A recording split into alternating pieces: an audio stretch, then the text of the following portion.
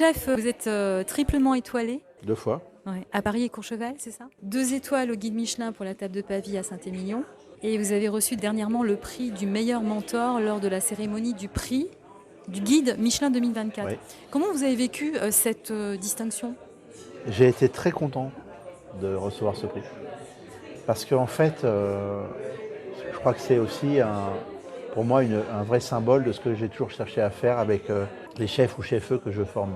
Quand je les reçois chez moi, je leur pose une seule question simple, je leur dis pourquoi venez-vous ici?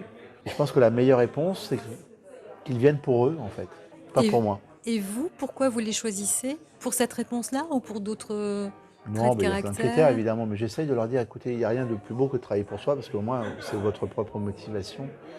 Et, et- et- et, euh, et je pense que c'est important de travailler pour soi.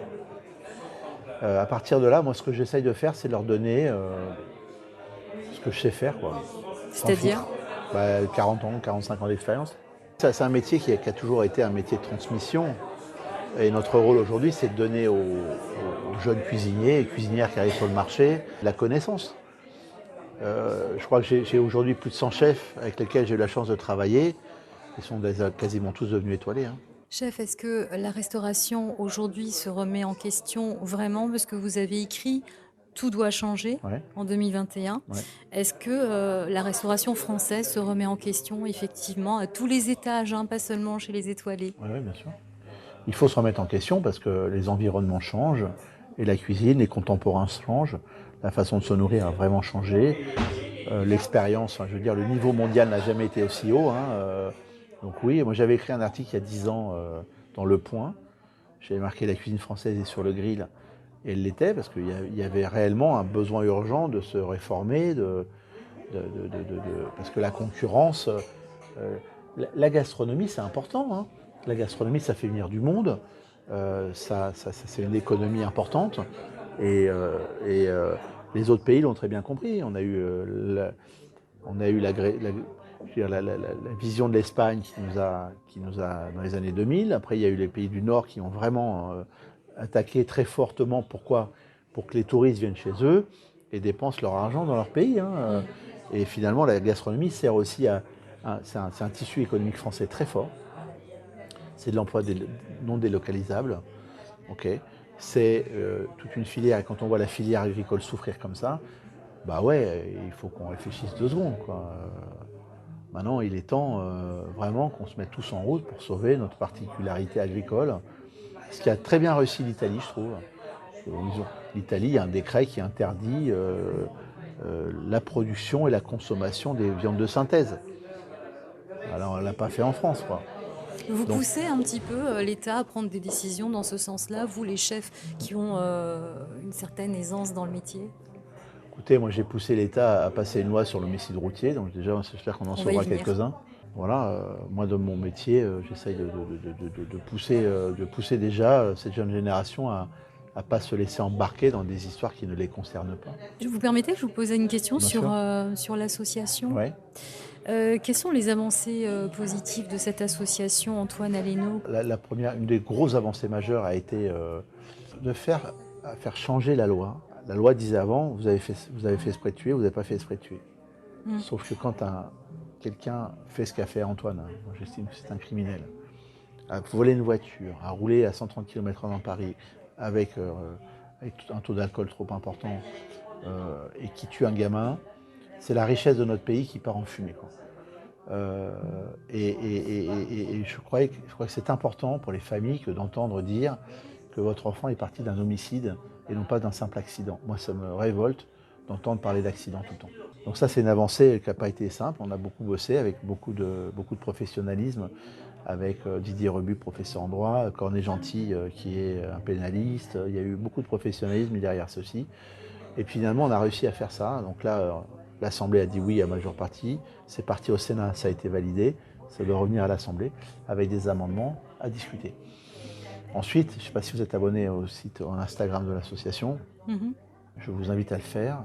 Cette association, elle est faite pour ceux qui restent. De donner la chance à la reconstruction des familles et surtout donner, malgré notre malheureuse expérience, les bons réflexes pour que les gens se fassent tout de suite accompagner et juridiquement, etc. etc. Donc, Il y a une ligne qui est dédiée aux familles endeuillées, qui est ouverte 7 jours sur 7, 24 heures ouais, sur 24. ouais. Comment vous L'argent, trouvez suffisamment de personnes pour être présentes derrière cette ligne téléphonique? l'association est une œuvre qui j'espère va devenir une fondation un jour, est une œuvre au service de ceux qui restent en fait. Vous savez, quand ça vous tombe dessus, vous êtes prêt à rien en fait. Moi je m'en suis aperçu, hein. On est prêt à rien du tout et c'est dramatique. On n'est pas prêt, il y a des gens qui ont... Évidemment on prépare pas qu'est-ce qui se passe? On ne prépare pas le départ d'un enfant. Donc évidemment on tombe des nues, quoi. Donc, et tant mieux d'ailleurs. On ne prépare pas ça. Mais aujourd'hui, nous on accompagne des familles. Il y a une famille notamment qui est... Je vais vous raconter 2 cas. Une petite qui est partie, les parents n'avaient pas d'argent, et comme l'instruction n'était pas terminée, s'est vu monter une caisse litchi pour trouver 2500 € pour payer l'enterrement. Moi ça m'en fout, quoi. Ça me rend triste. Donc l'association est faite pour ça, pour aider financièrement quand on a besoin. Il y a une jeune femme qui a témoigné d'ailleurs, qui a perdu sa fille, sa sœur, pardon. Et cette pauvre gamine, sa sœur, c'était sa sœur, quoi. Et elle s'est retrouvée comme ça, sans repère, sans truc. Elle s'est déscolarisée. Elle a pris 25 kilos. Elle voulait plus aller à l'école, elle voulait plus se montrer comme elle était. Elle n'était pas suivie psychologiquement. Donc notre rôle aujourd'hui citoyen, c'est d'accompagner cela, hein. Parce que pour les autres, c'est trop tard, malheureusement. On est là pour l'aider.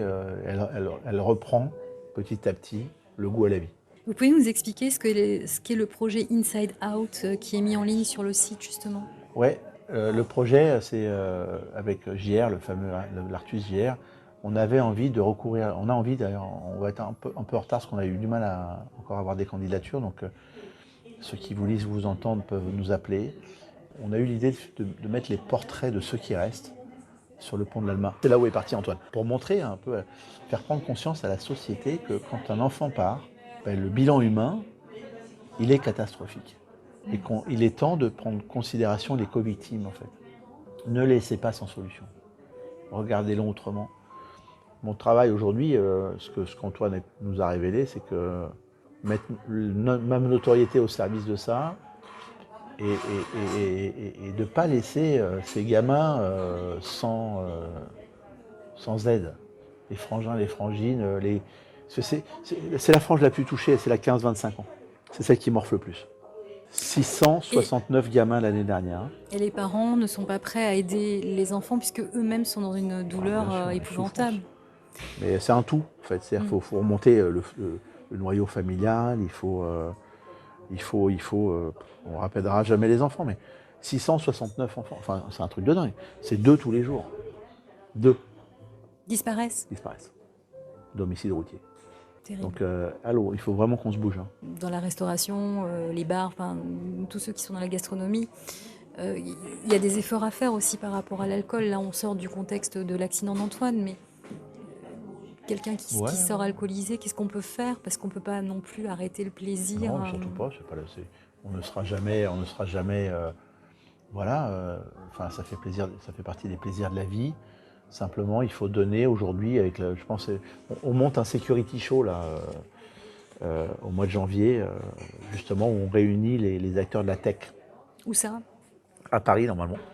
Donc là, on est en train de faire une tour de la société civile pour récupérer ces 3 millions de budget, hein, récupérer des fonds pour monter cette grande réunion. Et donc, il y a des solutions. Écoutez, moi, je suis allé rencontrer le maire de Séoul, là, en Corée. Alors, bon, là-bas, l'alcool, taux 0. Voilà. En revanche, ça empêche, ils boivent plus d'alcool fort que nous, hein. Les cognacs et tout, c'est des gros consommateurs. Maintenant, la société s'est mise en place pour faire en sorte que tout le monde rentre chez lui sain et sauf. Alors, je vais vous donner un exemple.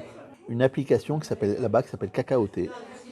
Je trouve le nom assez sympa en plus, facile à retenir. La société s'est organisée pour accompagner les gens chez eux. Donc, on a fait un dîner pour Antoine. Tous les chefs de Séoul se sont réunis. On a fait un sublime dîner pour collecter un peu des fonds pour l'association. Donc on était 8 ou 9 chefs. Et pour les remercier, j'ai écouté On sort. On peut manger 48 heures tout le temps. Là. Et on se retrouve dans un barbecue coréen. Et on a picolé, quoi. Et quand je suis sorti de là, les mecs, ils sont comme les chefs, hein, Porsche, belle voiture, sportive et tout. Donc tout le monde est content. Ils aiment les belles voitures. Et à la sortie du restaurant, il y avait des gens en trottinette avec un gilet jaune et un casque, un numéro. Et le gars, il était là pour prendre la voiture du chef et le ramener chez lui, sain et sauf. C'est financé par l'État, c'est financé par les acteurs. Je veux dire, l'argent, il y en a partout. Hein. Donc il suffit de le mettre au bon endroit. On sait qu'aujourd'hui, il y a 50 millions d'euros qui sont donnés par les assurances pour la prévention routière. 50 millions d'euros. Donc l'argent, si vous voulez en trouver, il y en a. Hein. Alors déjà, la loi qui vient de passer, si vous vous faites pincer, alcoolisé, vous perdez votre voiture. Je ne crois pas que ce soit au restaurateur de sensibiliser les gens. Donc la loi qui vient de passer, là, qui va passer, va vous responsabiliser. Vous allez tuer quelqu'un là, vous allez être considéré comme un criminel. Parce que vous avez bu. Ça change l'histoire. Toute l'histoire. Donc, moi je demande je pense que tout à chacun doit se responsabiliser. Vous savez que vous allez au restaurant, est-ce que c'est au restaurateur de vous imposer d'être raisonnable? Non. Est-ce que c'est au restaurateur de vous ramener chez vous? Why not, mais non. Est-ce que vous pouvez trouver le moyen d'avoir un taxi pour vous ramener? Je pense que oui. Et est-ce qu'il faut aujourd'hui... voilà, vous savez quoi? Personne ne vous force à picoler, personne ne vous force à vous droguer. Hein. Vous le faites de façon volontaire. Donc à partir du moment où vous prenez votre volant bourré, je suis désolé, hein, on ne vous a pas mis l'alcool dans le gosier. Donc je pense que la responsabilité en incombe aux consommateurs, tout simplement. Et de responsabiliser, cette loi est faite pour ça. Bravo, merci beaucoup Merci. pour tout ça, Yannick Aleno.